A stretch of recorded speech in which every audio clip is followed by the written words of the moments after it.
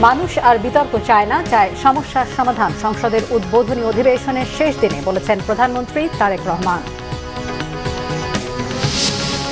বিরোধী দল সংবিধান পরিবর্তনের জন্য আন্দোলন করবে, বিদ্রোহ নয় বলেছেন ডাক্তার শফিক। ডাক্তার তাহির জানালেন জামায়াত করলেও রাজাকার ছিলেন না। টানা বৃষ্টি ও পাহাড়ি ঢলে ডুবে গেছে হাওরের 200 কোটি টাকার ধান। কৃষকদের ব্যাপক ক্ষতি, আরেক সপ্তাহ বিরূপ আবহাওয়ার আভাস। হাম আক্রান্ত শিশুদের চিকিৎসায় বিশেষায়িত হাসপাতালগুলোতে হিমশিম অবস্থা। এক সপ্তাহে 100% শিশুকে টিকাদানের আশা স্বাস্থ্যমন্ত্রী। ইরানের পারমাণবিক ও মিসাইল সক্ষমতা রক্ষার দৃঢ় অঙ্গীকার মোস্তফা খামেনির। যুদ্ধ পরিস্থিতি নিয়ে ট্রাম্প পুতিন ফোন আলাপ।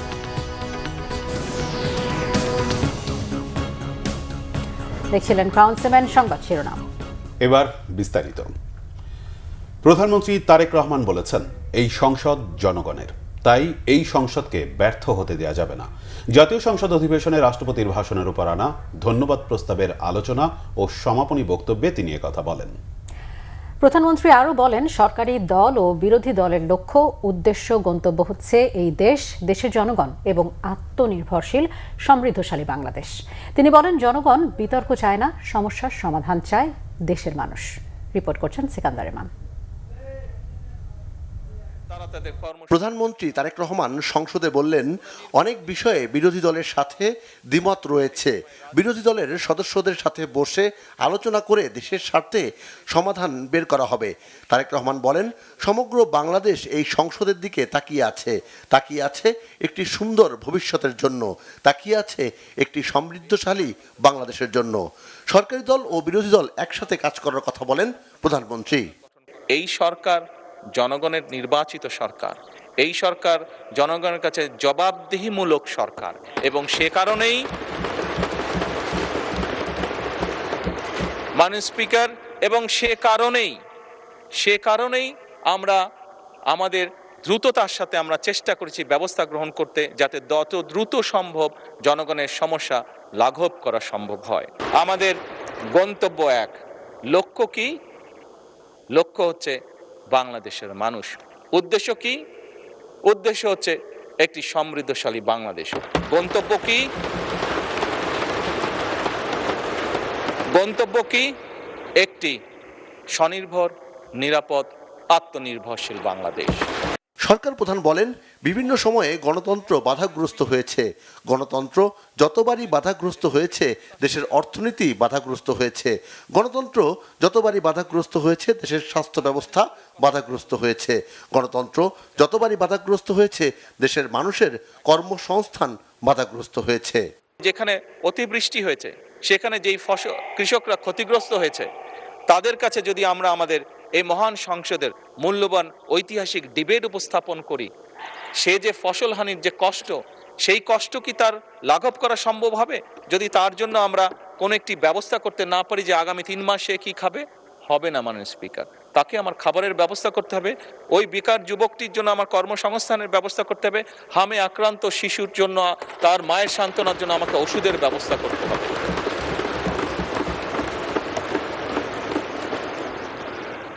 মাননীয় স্পিকার, আমার কাছে একজন রাজনীতিবিদ হিসাবে মনে হয়, খুব সম্ভবত বাংলাদেশের মানুষ যত না রাজনৈতিক ডিবেট চায়, যত না রাজনৈতিক বিভিন্ন বক্তব্য চায়, তার থেকে তারা তাদের সমস্যার সমাধান চায়। আলোচনার মাধ্যমে জনগণের প্রয়োজনে যে কোনো সময়ে যে কোনো সমস্যা সমাধানের কথাও জানান প্রধানমন্ত্রী তারেক রহমান। গণতান্ত্রিক শাসন ব্যবস্থায় জাতীয় সংসদ কার্যকর হওয়া অত্যন্ত গুরুত্বপূর্ণ। ত্রয়োদশ জাতীয় সংসদ নির্বাচনের পর প্রথম অধিবেশনে বিরোধী দল এবং সরকার দলীয় সংসদ সদস্যদের প্রাণবন্ত আলোচনায় পুরো সময় জুড়ে সংসদ ছিল উত্তপ্ত। বিশেষ করে 71 এবং 24-এর ইস্যুতে হয়েছে নানা ধরনের বিতর্ক।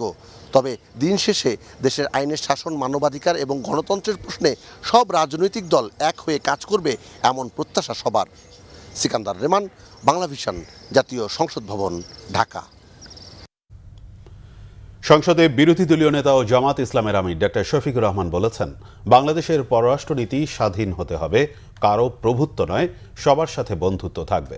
বৃহস্পতিবার জাতীয় সংসদে প্রথম অধিবেশনের শেষ দিনে একথা বলেন তিনি।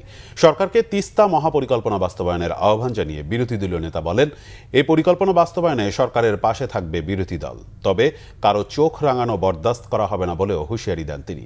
এ সময় ডাক্তার শফিকুর রহমান আরও বলেন, বিরোধী দল সংবিধান পরিবর্তনের জন্য আন্দোলন করবে, তবে বিদ্রোহ নয়। পরস্পরের মতকে মেনে নিয়ে নতুন বাংলাদেশ গড়তে সরকারের প্রতি আহ্বান জানান বিরোধী দলীয় নেতা। এ সময় প্রধানমন্ত্রী কন্যা জাইমা রহমানকে নিয়ে সামাজিক যোগাযোগ মাধ্যমে যারা নোংরামি ছড়িয়েছে তাদের বিরুদ্ধে কঠোর ব্যবস্থা নেওয়ার আহ্বান জানান তিনি। তখন আমাদের কারোর পক্ষে চোখে আইডেন্টিটি, আমি বারবার একই কথা বলছি, আমি এমন একটা জায়গায় জন্মগ্রহণ করে এই দুইটা সময় মানুষ অগ্রিম তাদের শ্রম বিক্রি করে দিত। পেটের ক্ষুধায় ধান কাটার মৌসুমে একজন মানুষ যদি তখন 12 টাকা বেতনে কাজ করত, তাহলে অগ্রিম হিসাবে 5 টাকা বেতনেই পেটের ক্ষুধার কারণে তার শ্রম বিক্রি করে দিত। আলহামদুলিল্লাহ, বাংলাদেশ হাঁটি হাঁটি পা পা করে আজকে সেই অবস্থা থেকে উত্তরণ হয়েছে। তবে এটা ঠিক, আমাদের দেশ পরিচালনার দায়িত্ব যাদের উপর ছিল, তারা যদি সততা, দক্ষতা এবং দায়িত্বশীলতার সাথে দেশ পরিচালনা করতেন, তাহলে 54 বৎসর অতীতে ফেলে আসা এই দেশটা আরো বহুদূর এগিয়ে যেত। এই জন্য ক্ষমতায় যখন কেউ থাকেন, তখন তিনি অনেকটা ফিরিস্তার মতো অভিনয় করেন।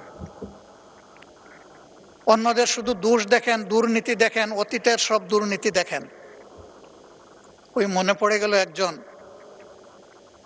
মেহমানের কথা, উনি খাইতে বসেছেন, তো উনি হাত দেন না, অনেকক্ষণ বসে আছে। যিনি আতিথেয়তা করবেন তিনি এসে বললেন যে আপনি যে হাত দিচ্ছেন না।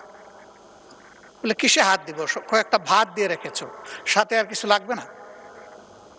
কয়ে যে আপনি না একটু আগে এখানে এসে বললেন।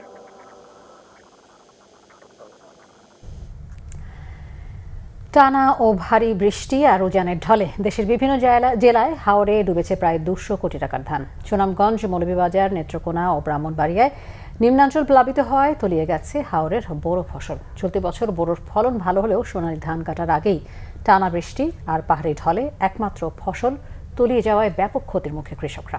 প্রতিনিধিদের পাঠানো তথ্যছবিতে দেখুন ডেস্ক রিপোর্ট। সুনামগঞ্জের হাওর জুড়ে এখন চলছে কৃষকের জীবন যুদ্ধ। বৃষ্টির পানিতে ফসলের একাংশ তলিয়ে যাওয়ায় যে ক্ষতির মুখে পড়েছেন কৃষকরা, তা থেকে উত্তরণের পথ খুঁজে পাচ্ছেন না তারা। সুনামগঞ্জের অন্যতম বড় হাওর খরচার হাওর। সদর ও বিশম্ভরপুর উপজেলার শতাধিক গ্রামের কৃষক বোরো ধান আবাদ করেন এই হাওরে। টানা বৃষ্টিতে এই হাওরেরও অনেক ফসল তলিয়ে গেছে পানির নিচে। বাধ্য হয়ে কৃষকরা আধা পাকা ধান কেটে নিয়ে আসার প্রাণান্ত চেষ্টা করছেন, তবে ধান পরিপক্ব না হওয়ায় কাঙ্ক্ষিত ফসল পাবেন না তারা। সেই সাথে প্রতিকূল আবহাওয়ার কারণে মিলছে না ধান কাটার শ্রমিক।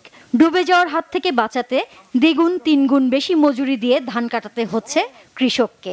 ফলে চাষাবাদ করে চরম ক্ষতির মুখে পড়েছেন কৃষকরা। আমরা কি করি, কত ঋণ ফিন করি, কত গৃহস্থ করেছি, তখন আমরা কি দিব, গৃহস্থ অন্যজনের ঋণ কিলান পরিশোধ করবো, কিলাকান আমরা নিজে বাঁচবো, এটা আমরা পারতাছি না। 5,000 টাকা কাটি খেত কাটাইতেছি,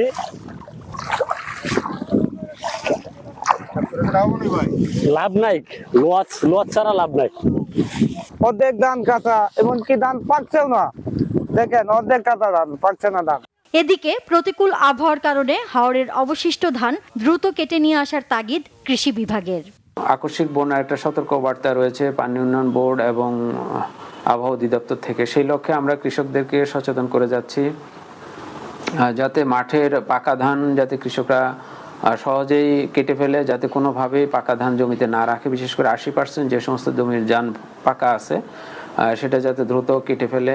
মৌলভীবাজার জেলার হাকালুকি হাওর, হাইল হাওর, কাওয়াদিঘি হাওর সহ ছোট বড় সব কয়টি হাওরের বড় ফসল এখন পানির নিচে। এতে হাওরের ব্যাপক ক্ষতি হয়েছে। কৃষি বিভাগের তথ্য মতে গত কয়েকদিনের টানা বৃষ্টিতে তলিয়ে গেছে 797 হেক্টর বোরো ধান। নিমজ্জিত ধানগুলো খুব বেশি হলে 5 থেকে 7 দিন পর্যন্ত ভালো থাকতে পারে। এর বেশি সময় পার হলে ধান নষ্ট হয়ে যাওয়ার সম্ভাবনা রয়েছে বলে জানিয়েছে কৃষি বিভাগ। ধান তো মেঘে পচে গেছে, মেঘের দ্বারাই ধান মানুষ তুলতে পারতেছে না, আমরাও তো মেশিন দিয়ে ধান নিতে পারতেছি না। ধান রয়েছে পর্যাপ্ত পানির মুড়ো, পর্যাপ্ত পরিমাণের শ্রমিক নাই, শ্রমিক পাওয়া যান না, এরপরে পানি নৌকা নাই। গরিব মানুষের মাজন করিয়া করছি, এখন আমরা কি বিধি ব্যবস্থা হয়। হাওরে যে অকর্তিত ধানগুলো রয়ে গেছে যাতে এগুলো নির্বিঘ্নে কাটতে পারে সেজন্য আমরা জেলা পক্ষ থেকে আমাদের উপজেলাতে প্রতিনিয়ত আমরা মনিটর করছি, যাতে করে বিশেষ করে কম্বাইন হারভেস্টারগুলো তারা চালিয়ে এই ধানগুলো কাটতে পারে। যেই জায়গার মধ্যে কম্বাইন হারভেস্টার যাচ্ছে না সেখানে কিছু করার নাই, সেখানে লেবার দিয়ে তারা কষ্ট করে কৃষক কাটছে। হাওর উন্নয়ন বোর্ডের আওতাধীন এনে এই এলাকায় বন্যা নিয়ন্ত্রণে স্থায়ী বেড়িবাঁধ নির্মাণের দাবি এলাকাবাসীর। এদিকে ব্রাহ্মণবাড়িয়ায় টানা কয়েকদিনের বৃষ্টির পর অবশেষে স্বস্তি ফিরেছে। বৃহস্পতিবার সকাল থেকে বৃষ্টি না হওয়ায় হাওর অঞ্চলের পানি কিছুটা কমতে শুরু করেছে। এতে দ্রুত পাকা ধান কেটে ঘরে তুলেছেন কৃষকরা। এর আগে বৃষ্টি ও উজানের ঢলে জেলার হাওর এলাকার 600 বিঘা জমির পাকা ধান তলিয়ে যায়। Nazneen Akhtar, Bangla vision, news desk. এদিকে ঢাকা সহ সারা দেশে আগামী 5 দিন থেকে 1 সপ্তাহ বৃষ্টিপাত অব্যাহত থাকতে পারে। দেশের বিভিন্ন অঞ্চলে আজ দমকা হাওয়া ও বজ্রসহ বৃষ্টিপাতের পূর্বাভাস দিয়েছে আবহাওয়া অফিস। চট্টগ্রাম, কক্সবাজার, মোংলা ও পায়রা সমুদ্র বন্দরকে 3 নম্বর সতর্ক সংকেত দেখাতে বলা হয়েছে। দেশের বিভিন্ন অঞ্চলে দমকা বা ঝোড়ো হাওয়া সহ বজ্রবৃষ্টির সম্ভাবনা রয়েছে বলে জানিয়েছে আবহাওয়া অধিদপ্তর। পূর্বাভাসে বলা হয় পশ্চিম বা উত্তর পশ্চিম দিক থেকে ঘন্টায় 45 থেকে 60 কিলোমিটার বেগে ঝোড়ো হাওয়া বয়ে যেতে পারে, যা নদীপথে চলাচলকে ঝুঁকিপূর্ণ করে তুলতে পারে।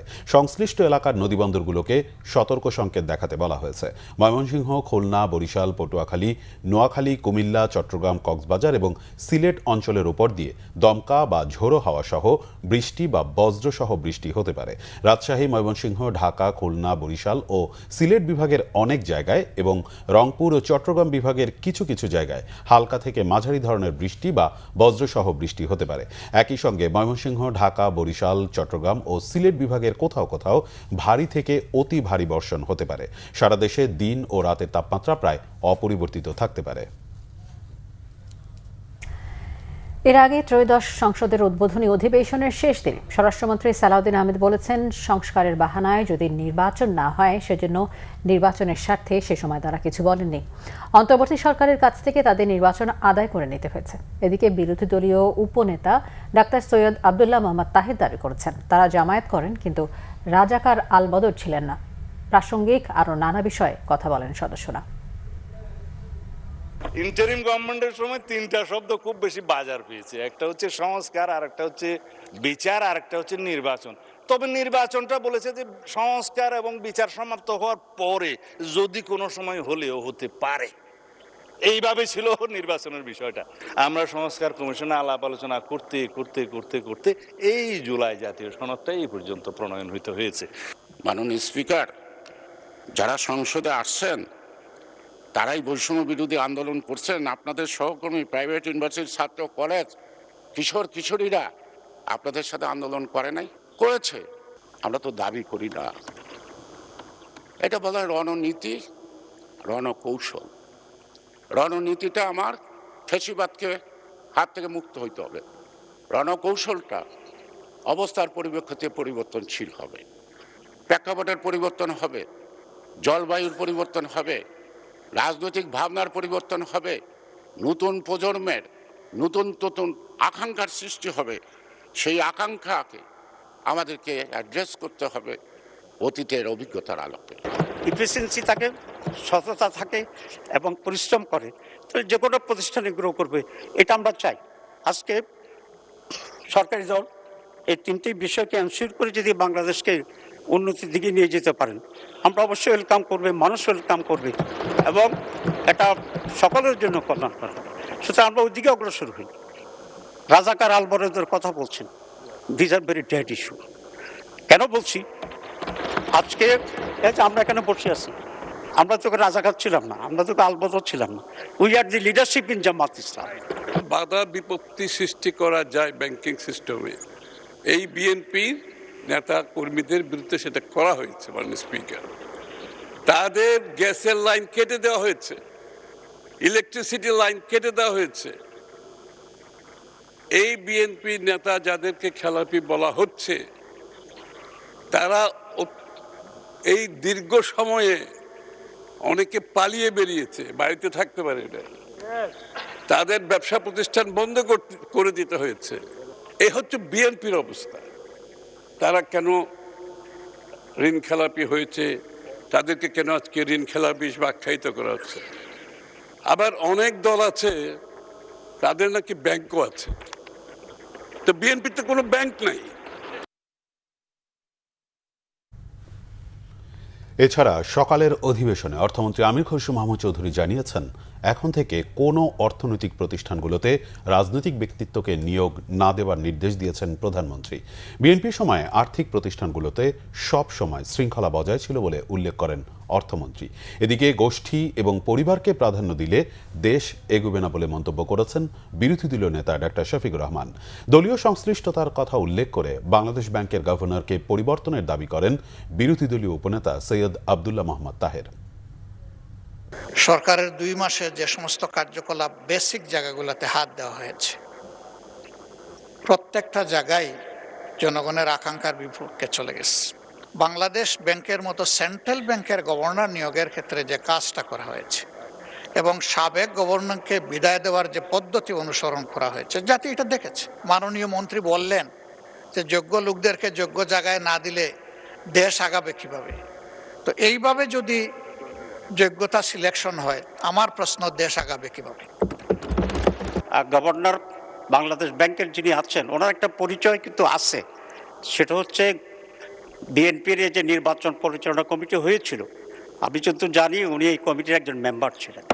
তো সুতরাং তথ্যগত যে বিভ্রান্তিটা তৈরি হয়েছে, এটার মনে দূর হওয়া উচিত। এবং উনি যদি এরকম পরিচয় থাকে, তাহলে মাননীয় প্রধানমন্ত্রীর সিদ্ধান্তের আলোকে ওনাকে গভর্নর থেকে বাদ দিয়ে এই সিদ্ধান্তের আলোকেই একজন যোগ্য গভর্নর নিয়োগ করা হোক। বাংলাদেশ গভর্নর কোনো দলের ব্যক্তি নয়, সে একটা দলের সমর্থক হতেই পারে, কিন্তু তার যদি যোগ্যতা থাকে, তার অ্যাপয়েন্টমেন্টের অসুবিধাটা কোথায়? আর আপনারা যখন বিগত দিনে এই বিগত কেয়ারটেকার সরকারের সময় যখন গভর্নরের এজটা বাড়িয়েছে, তো সেই সময় তো আপনারা কোনো আপত্তি তোলেন নাই। এই রাষ্ট্রপতি চুপ্পু এস আলমের হাতে ইসলামী ব্যাংকে তুলে দেওয়ার কারিগর 2 কোটি আমানতকারীকে পথে বসিয়েছিল এবং জুলাই গণহত্যার সময় তার ভূমিকা, ফ্যাসিবাদের সাথে তার সংশ্লিষ্টতা সবকিছু আমরা জানি। এখন তো চাইলেই বিএনপি রাষ্ট্রপতি পরিবর্তন করতে পারে সরকার, এবং আমরা বিশ্বাস করি বিএনপিতে সেই ধরনের যোগ্য আস্থাভাজন ব্যক্তি নিশ্চয়ই রয়েছে। সরকার দলের সদস্যরা অনেকে গৌরবের সাথে বলেছেন যে যেই রাষ্ট্রপতি জিয়াউর রহমানের বিরোধিতা করেছেন, সেই রাষ্ট্রপতি এখন জিয়াউর রহমানের প্রশংসা করছে। এদিকে সংসদ অধিবেশন পরিদর্শনে গিয়ে প্রধানমন্ত্রী তারেক রহমানের সাথে শুভেচ্ছা বিনিময় করেছেন ঢাকা রেসিডেন্সিয়াল মডেল কলেজের শিক্ষার্থীরা। ৬ষ্ঠ থেকে একাদশ পর্যন্ত বিভিন্ন শ্রেণীর প্রায় ১৫০ শিক্ষার্থী সংসদ পরিদর্শনে যায়। সংসদ ভবনের শপথ কক্ষে শিক্ষার্থীরা আসন গ্রহণ করে। এ সময় সংসদ ভবনের স্থাপত্যশৈলী এবং আইন প্রণয়ন সম্পর্কে তাদেরকে একটি সংক্ষিপ্ত উপস্থাপনা পরিবেশন করা হয়। এরপর প্রধানমন্ত্রী ও সংসদ নেতা তারেক রহমান তাদের সাথে শুভেচ্ছা বিনিময় করেন। প্রধানমন্ত্রী বলেন, তিনি এবং তার ভাই আরাফাত রহমান কোকো রেসিডেন্সিয়াল কলেজের শিক্ষার্থী ছিলেন।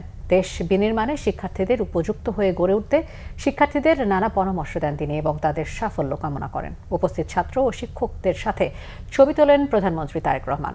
শিক্ষামন্ত্রী আনামা এহসানুল হক মিলনও এ সময় উপস্থিত ছিলেন।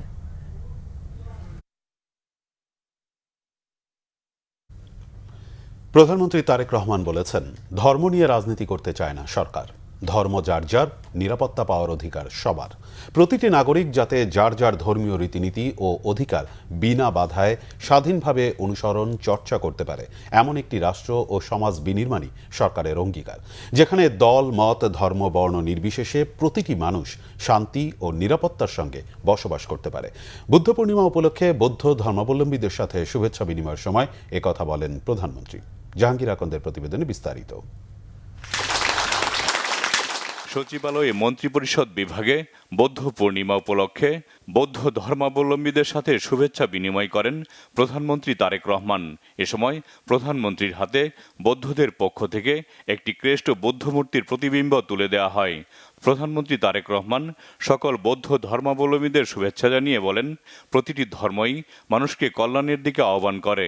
বৌদ্ধ ধর্মাবলম্বীদের প্রধান ধর্মগুরু মহামতি গৌতম বুদ্ধ যে কয়টি জিনিস অনুসরণের কথা বলেছেন, প্রতিটি নির্দেশনাই মানুষের জন্য খুবই গুরুত্বপূর্ণ। রাষ্ট্রীয় বিধিবিধানের পাশাপাশি প্রতিটি নাগরিক যার যার ধর্মীয় নির্দেশনাগুলো যথাযথ অনুসরণ করলে একটি মানবিক রাষ্ট্র এবং সমাজ বিনির্মাণ সম্ভব বলে মনে করেন প্রধানমন্ত্রী। যাতে প্রতিটি নাগরিক প্রত্যেকেই যে যার ধর্মীয় রীতিনীতি ও অধিকার বিধি বিনা বাধায় স্বাধীনভাবে অনুকরণ ও ভোগ করতে পারেন, এমন একটি রাষ্ট্র ও সমাজ বিনির্মাণ করাই হচ্ছে আমাদের সরকারের অন্যতম প্রধান দায়িত্ব এবং অঙ্গীকার। দল মত ধর্ম বর্ণ নির্বিশেষে প্রতিটি মানুষ যাতে শান্তি এবং নিরাপত্তার সঙ্গে বসবাস করতে পারে, তেমন একটি পরিবেশ নিশ্চিত করতে সরকার বদ্ধপরিকর। বর্তমান সরকার ধর্ম নিয়ে রাজনীতি করতে চায় না, ধর্মকে রাজনৈতিক স্বার্থে আমরা ব্যবহার করতে চাই না, অতীতেও আমরা তা করিনি। আমাদের সরকারের দৃষ্টিভঙ্গি হচ্ছে ধর্ম যার যার, নিরাপত্তা পাবার অধিকার সবার। তারেক রহমান বলেন, ধর্ম বর্ণ নির্বিশেষে বিশ্বাসী অবিশ্বাসী প্রতিটি মানুষের জন্যই একটি নিরাপদ বাংলাদেশ বিনির্মাণের আকাঙ্ক্ষা নিয়েই মুক্তিযোদ্ধারা বাংলাদেশের স্বাধীনতা অর্জন করেছিলেন। ধর্ম বর্ণ নির্বিশেষে বাঙালি অবাঙালি, বিশ্বাসী অবিশ্বাসী সবাই সকল ক্ষেত্রে সমানভাবে ভোগ করবে, অধিকার ভোগ করবে, এটাই বর্তমান সরকারের নীতি। মুসলমান, বৌদ্ধ, হিন্দু, খ্রিস্টান সবাই মিলে লাখো প্রাণের বিনিময় এই দেশটা আমরা স্বাধীন করেছিলাম। মুক্তিযুদ্ধের সময় কে কোন ধর্মের অনুসারী, কে বিশ্বাসী কিংবা অবিশ্বাসী, এটি কারো জিজ্ঞাসা ছিল না। কিন্তু তাই এই স্বাধীন বাংলাদেশ আপনার, আমার, আমাদের সকলের। প্রধানমন্ত্রী বলেন, বর্তমান সরকারের রাজনৈতিক দর্শন বাংলাদেশী জাতীয়তাবাদ।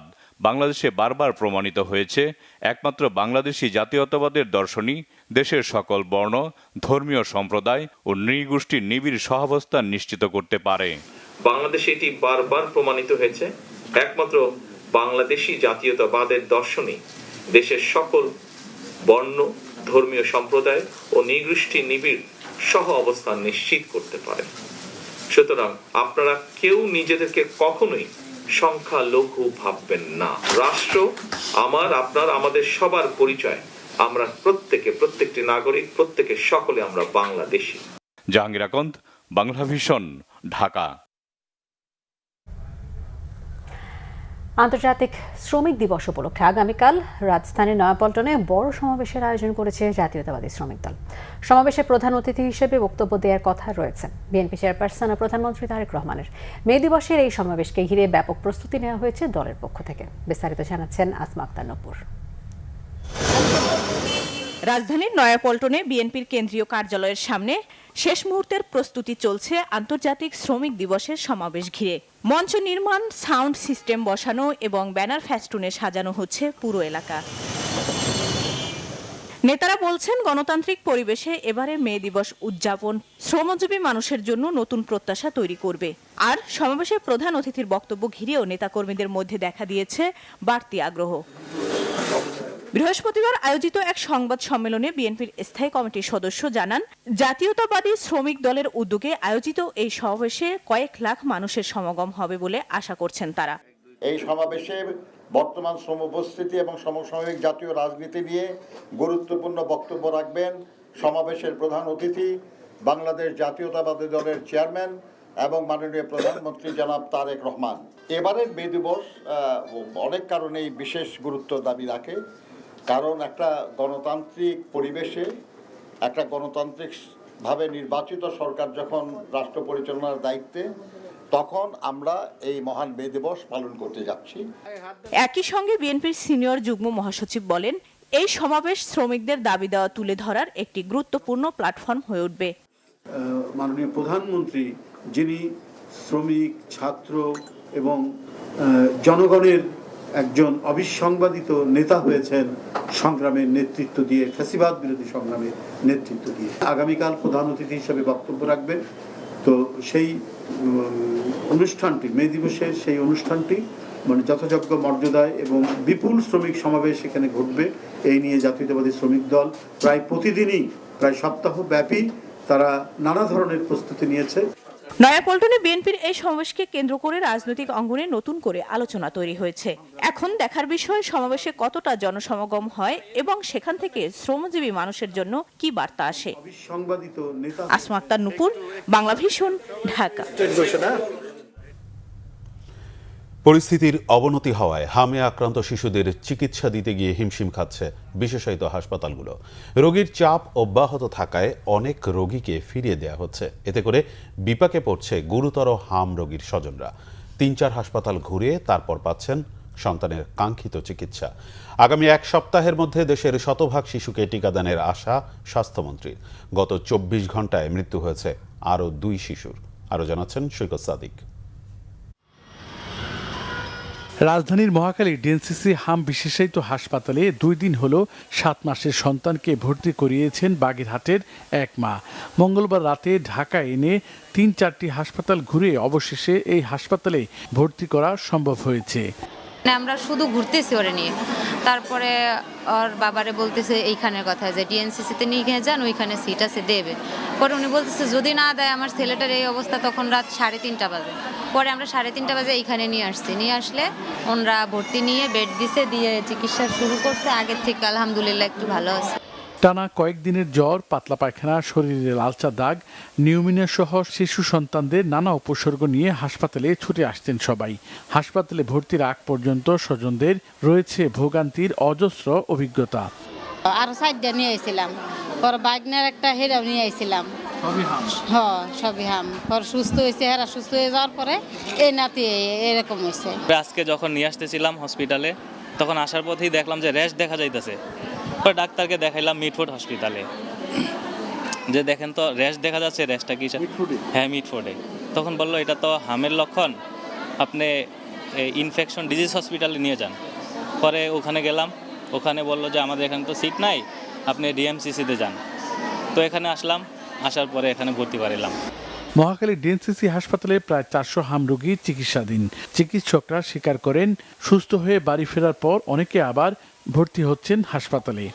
হাম থেকে ভালো হয়ে যাওয়ার পরও বাচ্চাটির পরবর্তীতে রোগ প্রতিরোধ ক্ষমতা যেহেতু অনেকখানি দুর্বল থাকে অনেক দিন পর্যন্ত, এটা কয়েক মাস থেকে কয়েক বছর পর্যন্ত থাকতে পারে, তখন এই ভালনারেবল পিরিয়ডটার মধ্যে রোগীদের নিউমোনিয়া, সিভিয়ার ডায়রিয়া, এসব কান পাকা, মানে যেটাকে আমরা অটিটিস মিডিয়া বলি, সেটাতে আক্রান্ত হওয়ার সম্ভাবনা অনেক বেশি থাকে। এজন্য যারা মিজেলসে আক্রান্ত হয়ে বাসায় ফেরত যাচ্ছেন সুস্থ হয়ে, তাদের মধ্যেও আমরা রোগীদেরকে খুব সাবধানে রাখতে বলি, তাদের পুষ্টিকর খাবার খাওয়ানোর ব্যবস্থা করতে বলি এবং তাদেরকে সাবধানে রাখতে বলি যেন তাদের মধ্যে এই কমপ্লিকেশনগুলো না করে। সারা দেশে শিশুদের হাম টিকা কার্যক্রম চলমান।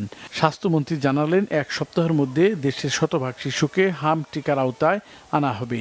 রাজধানীর একটি হাসপাতাল পরিদর্শনে গিয়ে তিনি এমনটা জানান। 61% কিন্তু আমরা টার্গেট কভার করে নিয়েছি। ইনশাল্লাহ আগামী 1 সপ্তাহে আমরা ফুল কভার করে ফেলবো। অনেক জায়গায় কিন্তু 100% আমরা কভার করে ফেলেছি টিকাটা। আর একটা জিনিস মনে রাখবেন, এই টিকাটা দেওয়ার পরে কিন্তু অ্যান্টিবডি ক্রিয়েট হইতে অন্তত 3 সপ্তাহ টাইম লাগে। আপনি গতকাল থেকে রিপোর্ট দেখেন, 30টা উপজেলা এখন নতুন কেস নেই। 30টা উপজেলা যেটা আমরা 5 তারিখে স্টার্ট করেছিলাম, সেখানে নতুন একটা কেস হামের নাই। দেশব্যাপী চলমান টিকা কার্যক্রমের ফলে হামের প্রকোপ কমে আসার আশাবাদ চিকিৎসকদের। সৈকত সাদিক, বাংলা ভিশন, ঢাকা। রাজধানীর নিউ মার্কেট এলাকায় শীর্ষ সন্ত্রাসী টিটন হত্যাকাণ্ডের ঘটনায় একের পর এক চাঞ্চল্যকর তথ্য সামনে আসছে। আন্ডারওয়ার্ল্ডে আধিপত্যের জেরেই এই হত্যা বলছে আইন শৃঙ্খলা বাহিনী। পরিবারের পক্ষ থেকে মামলায় হত্যাকাণ্ডের হোতা হিসেবে প্রধান আসামি করা হয়েছে তালিকাভুক্ত সন্ত্রাসী ইনামুল হাসান হেলাল ওরফে পিচ্চি হেলালকে।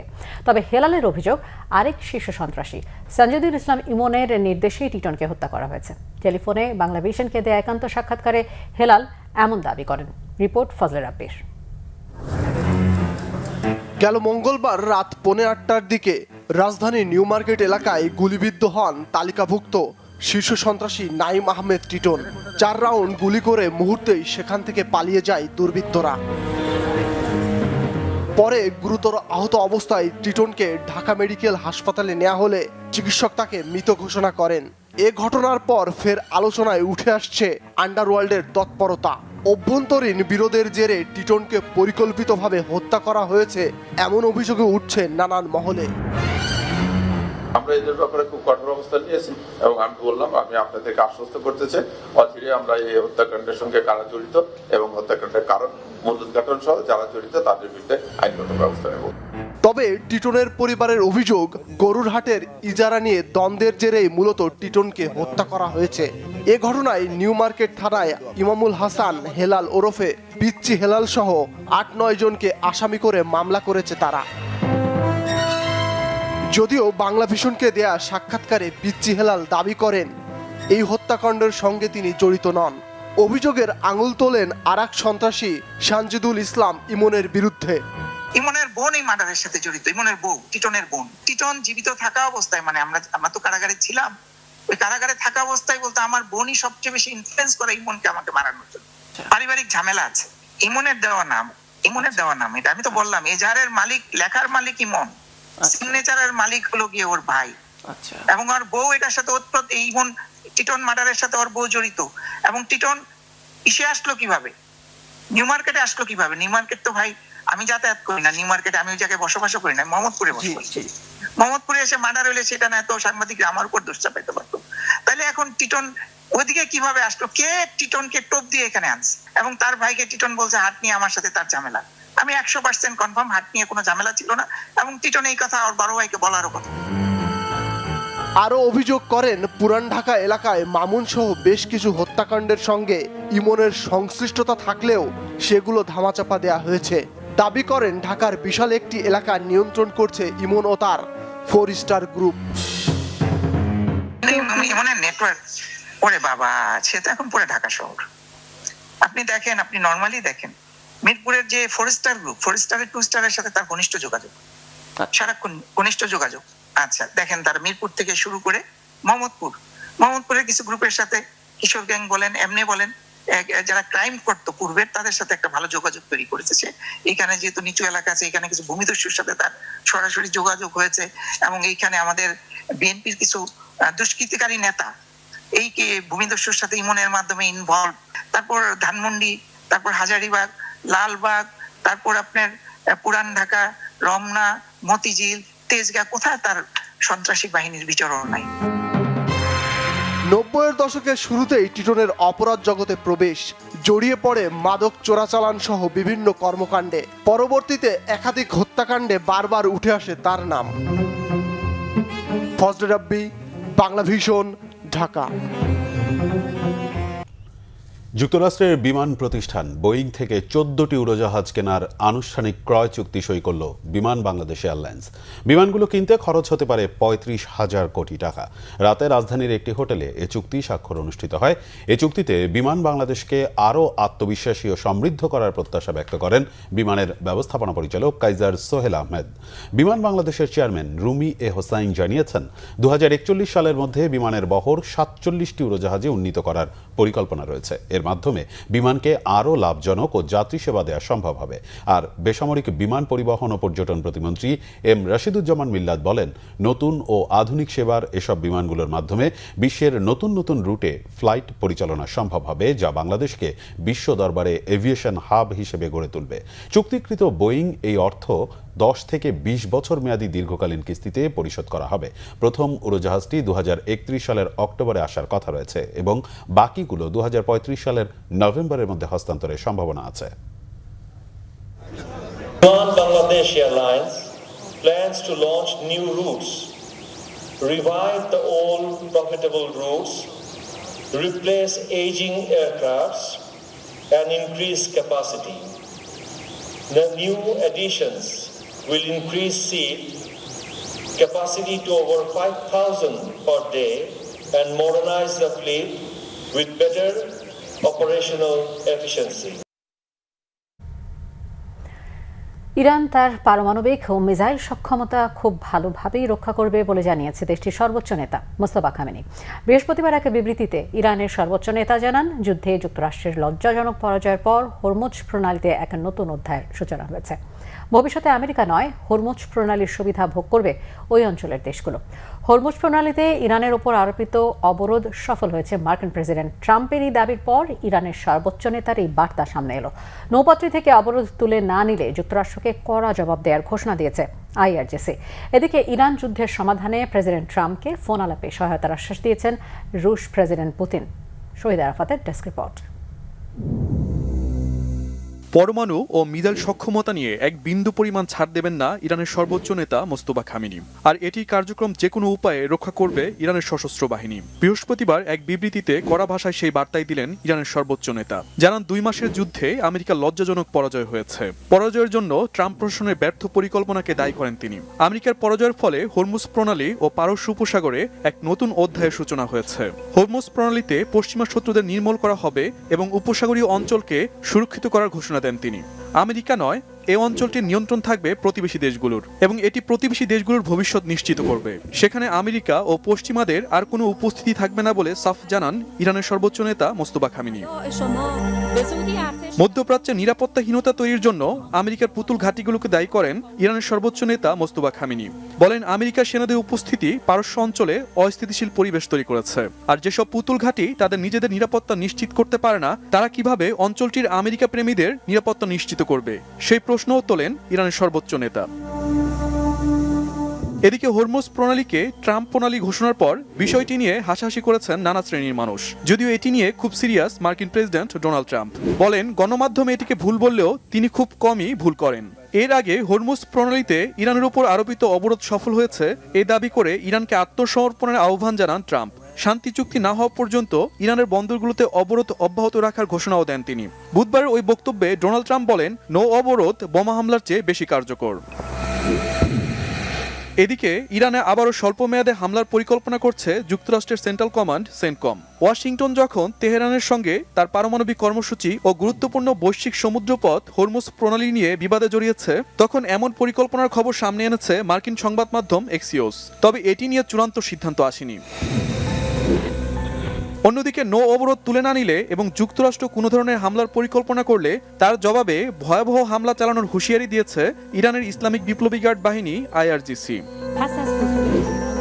ইরান যুদ্ধ ও ইউক্রেন ইস্যুতে ফোনালাপ করেছেন মার্কিন প্রেসিডেন্ট ডোনাল্ড ট্রাম্প ও রুশ প্রেসিডেন্ট ভ্লাদিমির পুতিন। রুশ প্রেসিডেন্ট ইরানের ইউরেনিয়াম সমৃদ্ধকরণের বিষয়ে ডোনাল্ড ট্রাম্পকে সহযোগিতার আশ্বাস দিয়েছেন। যদিও পুতিনের এ সহায়তার প্রস্তাবে সাড়া দেননি মার্কিন প্রেসিডেন্ট। তিনি রুশ প্রেসিডেন্টকে ইউক্রেন যুদ্ধ শেষ করতে ব্যবস্থা নিতে বলেন। Shahid Arafat, Bangla vision, news desk. Chittagong মহানগরীর জলাবদ্ধতা নিরসন সহ বিভিন্ন উন্নয়ন ও সেবামূলক কাজের সমন্বয় জোরদারে সিটি কর্পোরেশনের মেয়র ডাক্তার শাহাদাত হোসেনকে আহ্বায়ক করে 19 সদস্য বিশিষ্ট সমন্বয় কমিটি গঠন করেছে সরকার। স্থানীয় সরকার বিভাগের জারি করা এক প্রজ্ঞাপনের মাধ্যমে এ কমিটি গঠন করা হয়। বৃহস্পতিবার দুপুরে মহানগরীর বিভিন্ন জায়গায় জলাবদ্ধতা প্রকল্পের কাজ পরিদর্শন করেন স্থানীয় সরকার, পল্লী উন্নয়ন ও সমবায় প্রতিমন্ত্রী মীর শাহে আলম। পরে সাংবাদিকদের বিভিন্ন প্রশ্নের জবাব দেন প্রতিমন্ত্রী। এ সময় সামাজিক যোগাযোগ মাধ্যমে মহানগরী ডুবে যাওয়ার যে খবর প্রচার করা হয়েছে তা সঠিক নয় বলে দাবি করেন তিনি। অধিকাংশ এলাকায় জলাবদ্ধতার অস্তিত্ব পাওয়া যায়নি। শুধু প্রবর্তক মোড় এলাকায় সিডিএর চলমান উন্নয়ন কাজের কারণে সাময়িক জালজাট দেখা দিয়েছে বলে জানান প্রতিমন্ত্রী। এছাড়া জানান, চলমান খাল সংস্কার প্রকল্পের কারণে কিছু জায়গায় পানি প্রবাহে বাধা তৈরি হলেও দ্রুত তা অপসারণের নির্দেশ দেওয়া হয়েছে। আগামী 5 দিনের মধ্যে প্রতিবন্ধকতা সরিয়ে খালের পানি প্রবাহ সচল করা এবং বর্ষার পর আবারও স্থায়ী অবকাঠামো নির্মাণ করা হবে বলেও আশ্বস্ত করেন মীর শাহে আলম। চিত্র ছিল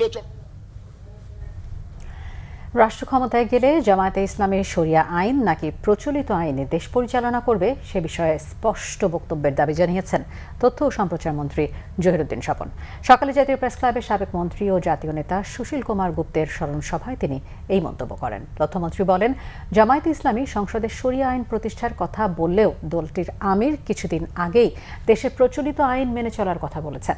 তাদের অবস্থান আসলে কোনটি তা জাতির সামনে পরিষ্কার করা উচিত। তিনি বলেন, ধর্মীয় মূল্যবোধের কথা বলে যারা বৈচিত্র্যকে অস্বীকার করে তারাই সমাজে বিশৃঙ্খলা সৃষ্টি করে। বিএনপির প্রতিষ্ঠাতা সদস্য, সাবেক মন্ত্রী ও জাতীয় নেতা সুশীল গুপ্তের 17তম মৃত্যুবার্ষিকী উপলক্ষে আয়োজিত স্মরণ সভায় রাজনৈতিক নেতৃবৃন্দ, মুক্তিযোদ্ধা, সুশীল সমাজের প্রতিনিধি ও পরিবারের সদস্যরাও উপস্থিত ছিলেন। বক্তারা তার কর্মময় জীবনের বিভিন্ন দিক তুলে ধরে গভীর শ্রদ্ধার সাথে স্মরণ করেন।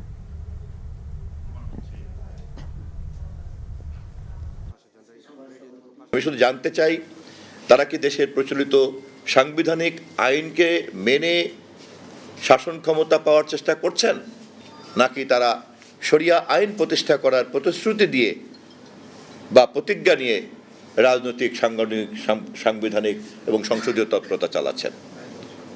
আমার কোনো মন্তব্য নাই, আমি শুধু এই প্রশ্নটা রেখে দিলাম।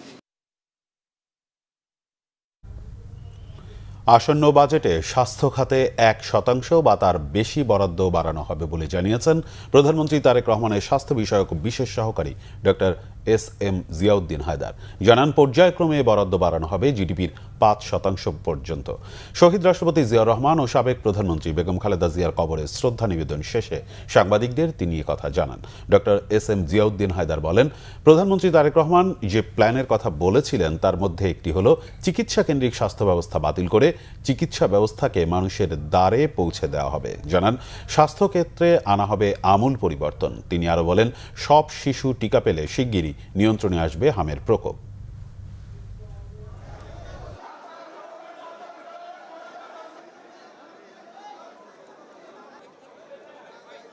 আমাদের স্বাস্থ্যে বরাদ্দ পৃথিবীর মধ্যে ওয়ান অফ দ্য লোয়েস্ট, এবং গত অর্থ বছরে আমাদের বরাদ্দ ছিল 0.78 বা 77% মতো। আমরা আমাদের নির্বাচনী ইশতেহারে বলেছি আমরা এই বরাদ্দ পর্যায়ক্রমে আমাদের যে জিডিপি, এই জিডিপির 5% নিয়ে আসবো। এটা একদিনে হবে না, আমাদের এগুলো পর্যায়ক্রমে বছরের পর বছর আমাদের বাড়াতে হবে। এবছর আমি আশা করছি যে আমাদের স্বাস্থ্যের বরাদ্দ অন্ততপক্ষে 1% বা তার কিছুটা বেশি হতে পারে। কিন্তু বরাদ্দ বাড়ালে আমাদের চলবে না, আমাদের স্বাস্থ্যক্ষেত্রে সেক্টরে আমাদের এফিসিয়েন্সি গেইন করতে হবে। আরও কিছু খবর নিয়ে রয়েছে ডেস্ক রিপোর্ট। চাকরি বহালের দাবি জানিয়েছেন আরবান প্রাইমারি হেলথ কেয়ার সার্ভিসের ডেলিভারি প্রকল্পের দ্বিতীয় পর্যায়ে কর্মরত 4,382 জন দক্ষ ও অভিজ্ঞ কর্মকর্তা কর্মচারীরা। এক প্রেস বিজ্ঞপ্তিতে জানানো হয়, সম্প্রতি প্রকল্পটির মাধ্যমে নির্মিত 192টি স্বাস্থ্যকেন্দ্র স্থানীয় সরকার বিভাগ হতে স্বাস্থ্য মন্ত্রণালয়ে হস্তান্তরের উদ্যোগ নিয়েছে সরকার। এ প্রেক্ষিতে চলমান স্বাস্থ্যসেবা কার্যক্রম নিয়ে সৃষ্টি হয়েছে ধোঁয়াশা। এছাড়া প্রকল্প এলাকায় কর্মরত কর্মকর্তা কর্মচারীদের বিষয়ে কোনো নির্দেশনা না থাকায় বিভ্রান্তি তৈরি হয়েছে। এ পরিস্থিতিতে কর্মকর্তা কর্মচারীর চাকরি বহালের উদ্যোগ নিতে প্রধানমন্ত্রীর হস্তক্ষেপ চেয়েছেন প্রকল্প সংশ্লিষ্টরা। বুদ্ধ পূর্ণিমা উপলক্ষে শান্তি শোভাযাত্রা ও সম্প্রীতি উৎসব 2026 উদযাপন হয়েছে রাজধানীতে। শাহবাগ জাতীয় জাদুঘর থেকে শোভাযাত্রাটি বের হয়ে জাতীয় শহীদ মিনারে পৌঁছায়। এতে প্রধান অতিথি ছিলেন প্রধানমন্ত্রীর হিন্দু, বৌদ্ধ, খ্রিস্টান ও নৃগোষ্ঠী বিষয়ক বিশেষ সহকারী বিজন কান্তি সরকার। উপস্থিত ছিলেন ঢাকা দক্ষিণ সিটি কর্পোরেশনের প্রশাসক বীর মুক্তিযোদ্ধা আব্দুল সালাম, বাংলাদেশ বৌদ্ধ কৃষ্টি প্রচার সংঘের সভাপতি ভদন্ত বুদ্ধপ্রিয় মহতের সহ অন্যরা। স্বাগত বক্তব্য রাখেন জাতীয় সম্মিলিত শান্তি শোভাযাত্রা ও সম্প্রীতি উৎসব 2026-এর আহ্বায়ক রূপায়ণ কুমার বড়ুয়া। সভাপতিত্ব করেন সুপ্তভূষণ বড়ুয়া। এবার ওয়েস্টার্ন ইউনিয়নের মাধ্যমে ইসলামী ব্যাংকে রেমিটেন্স পাঠালে গ্রাহকরা পাবেন 2টি গিয়ার বাইসাইকেল এবং নিশ্চিত দেয়াল ঘড়ির উপহার। প্রতি ব্যাংকিং ডেতে দেওয়া হবে এসব উপহার। এছাড়া ক্যাম্পেইন চলাকালে সর্বোচ্চ রেমিটেন্স গ্রহণকারী ব্যক্তিকে দেওয়া হবে একটি ইলেকট্রিক বাইসাইকেল। অফারটি চলবে 1 মে থেকে 31 মে পর্যন্ত। ইসলামী ব্যাংক টাওয়ারে ক্যাম্পেইনের উদ্বোধন করেন ব্যাংকের managing director Mohammad Altaf Hossain. Guest of honour হিসেবে উপস্থিত ছিলেন ওয়েস্টার্ন ইউনিয়ন দক্ষিণ এশিয়া regional operation manager Shihab Hasan. বিশেষ অতিথি ছিলেন ব্যাংকের additional managing director engineer Mohammad Jamal Uddin Majumder, deputy managing director Mohammad Mahbub Alam সহ অন্যরা। সভাপতিত্ব করেন deputy managing director Mohammad Rafiqul Islam. বাংলাদেশে বাণিজ্যিক ও শিল্প খাতের জন্য উন্নত সোলার এনার্জি স্টোরেজ নিয়ে এলো হুয়াওয়ে। সৃষ্টির উন্মোচন উপলক্ষে রাজধানীতে এক অনুষ্ঠানে উপস্থিত ছিলেন শিল্প খাতের নেতৃবৃন্দ, কলকারখানা মালিক, স্বত্বাধিকারী ও কর্মকর্তা সহ বিভিন্ন শিল্প সংগঠনের প্রতিনিধিরা। সিরিজটি উদ্বোধন করেন হুয়াওয়ে বাংলাদেশের সিও জেসন উ, ডিজিটাল পাওয়ারের অ্যাপাক C&I অ্যান্ড রেসিডেন্সিয়াল বিজনেস ডিপার্টমেন্টের president Hale, south Asia digital পাওয়ারের ম্যানেজিং ডিরেক্টর ইউ জিয়ান লং এবং ইউনাইটেড ইন্টারন্যাশনাল ইউনিভার্সিটির সহকারী অধ্যাপক ও সেন্টার ফর এনার্জি রিসার্চের পরিচালক মোহাম্মদ শাহরিয়ার আহমেদ চৌধুরী। নর্থ বেঙ্গল ডেভেলপমেন্ট কাউন্সিলের আলোচনা সভা হয়েছে বাংলাদেশ শিশু কল্যাণ পরিষদ মিলনায়তনে। অধ্যক্ষ শরীফুল ইসলামের সভাপতিত্বে এতে প্রধান অতিথি হিসেবে বক্তব্য রাখেন দুর্নীতি বিরোধী জাতীয় সমন্বয় কমিটির সাধারণ সম্পাদক সারোয়ার ওয়াদুদ চৌধুরী। সভায় পঞ্চগড়ের রেডি গ্যাস উত্তোলনের দাবি জানান তিনি। দীর্ঘ 14 বছর পর 1 মে মুক্তি পাচ্ছে গান পোকার ব্যান্ডের প্রথম অফিসিয়াল গান গতিজড়তা। পতনের প্রবাহতে বুক ভাঙা গান স্লোগানকে ধারণ করে গান পোকার পথ চলা গানটি কথা লিখেছেন কবি চঞ্চল মাহমুদ। গানটির মিউজিক ভিডিও নির্মাণ করেছেন মাহমুদুল হাসান এবং ভিডিওটির নান্দনিক অ্যানিমেশন তৈরিতে ছিলেন আলভি। নিজেদের কোনো অ্যালবাম না থাকলেও তাদের গান গেয়ে বিখ্যাত হয়েছেন অনেক শিল্পী। বিশেষ করে হৃদয় পিঞ্জিরার পোষা পাখি গানটি ছিল অন্যতম। দলটিতে পারকিশনিস্ট হিসেবে আছেন নাজমুল নিশান, ড্রামসে বেনাম চন্দ্র বর্মন ও রামানুজ চক্রবর্তী অপু, গিটারে অনিন্দ বিশ্বাস, বেস গিটারে আব্দুল্লাহ আল নোমান, দোতারায় রশন কবির বিপুল, ভোকালে আছেন মিথুন হাসান ও Rashiduzzaman Rashed. Bangla vision news desk. Cricket. আগামী রবিবার বোর্ড সভায় চূড়ান্ত হবে বিসিবি নির্বাচনের তারিখ। ভোটে অংশ নেবেন অ্যাডহক কমিটির সভাপতি তামিম ইকবাল খান, যদিও সভাপতির পদ থেকে পদত্যাগ করছেন না তিনি। বিসিবিতে এক সংবাদ সম্মেলনে এসব কথা জানান তামিম। মানিক মাহমুদের রিপোর্ট। 2025 সালের 6 অক্টোবর বিসিবির নির্বাচনে আমিনুল ইসলাম বুলবুলের নেতৃত্বে গঠিত নির্বাহী কমিটির মেয়াদ টেকেনি 6 মাস।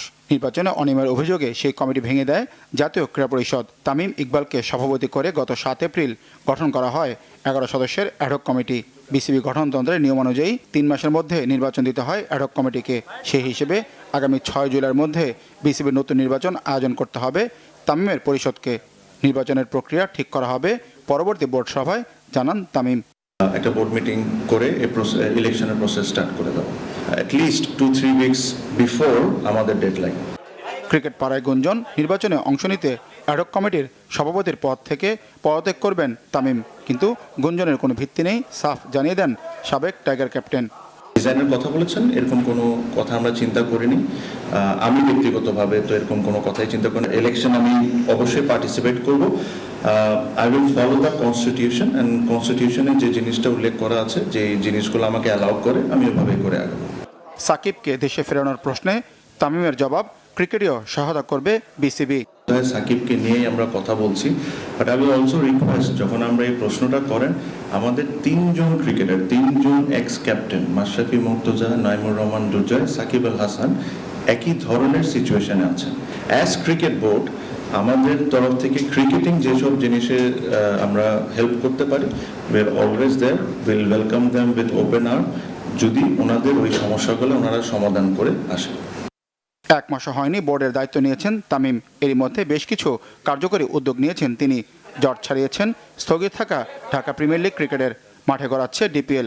বাংলাদেশ নিউজিল্যান্ড সিরিজের মধ্যে দিয়ে ফিরিয়ে এনেছেন বলবয় সংস্কৃতি, বাড়িয়েছেন ক্রিকেটারদের পারিশ্রমিক। ক্রিকেট উন্নয়নে চলমান আছে আরও বেশ কিছু পদক্ষেপ। একটা জিনিস বলেছিলাম। মানিক মাহমুদ, বাংলা ভিশন, ঢাকা। সংবাদ শেষ করব, তবে যাবার আগে ক্রাউন সিমেন্ট শিরোনামগুলো জানাবো আরেকবার। মানুষ আর বিতর্ক চায় না, চায় সমস্যার সমাধান। সংসদের উদ্বোধনী অধিবেশনের শেষ দিনে বলেছেন প্রধানমন্ত্রী তারেক রহমান। বিরোধী দল সংবিধান পরিবর্তনের জন্য আন্দোলন করবে, বিদ্রোহ নয়, বলেছেন ডাক্তার শফিক। ডাক্তার তাহের জানালেন, জামাত করলেও রাজাকার ছিলেন না। টানা বৃষ্টি ও পাহাড়ি ঢলে ডুবে গেছে হাওর অঞ্চলের 200 কোটি টাকার ধান। কৃষকদের ব্যাপক ক্ষতি, আরেক সপ্তাহ বিরূপ আবহাওয়ার আভাস। হাম আক্রান্ত শিশুদের চিকিৎসায় বিশেষায়িত হাসপাতালগুলোতে হিমশিম অবস্থা। 1 সপ্তাহে 100% শিশুকে টিকাদানের আশা স্বাস্থ্যমন্ত্রী। ইরানের পারমাণবিক ও মিসাইল সক্ষমতা রক্ষার দৃঢ় অঙ্গীকার মোস্তফা খামেনির। যুদ্ধ পরিস্থিতি নিয়ে ট্রাম্প পুতিন ফোনালাপ। এই ছিল এখনকার মতো। পরের সংবাদ রাত 1টায় দেখার আমন্ত্রণ রইল। এতক্ষণ সাথে থাকায় ধন্যবাদ।